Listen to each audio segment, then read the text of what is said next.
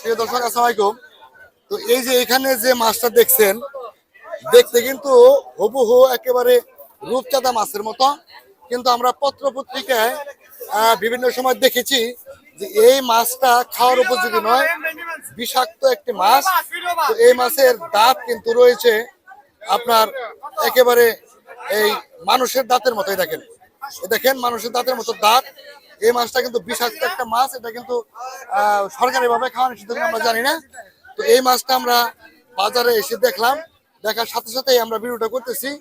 তা আসলে বৈজ্ঞানিক ভাবে এর ব্যাখ্যা কি, এই মাছটা খাওয়া যাবে কিনা সেটা আপনারা কমেন্টে জানিয়ে যাবেন।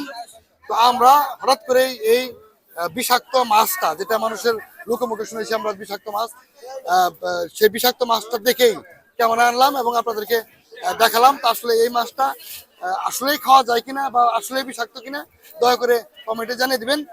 তো পরিশেষে ফুলবাড়িয়া বাজার থেকে সকলেই আন্তরিক শুভেচ্ছা অভিনন্দন নিয়ে আজকে মতো বিদায় নিচ্ছি। সকলে ভালো থাকবেন, সুস্থ থাকবেন, নেমে থাকবেন। আল্লাহ হাফেজ, আসসালামু আলাইকুম।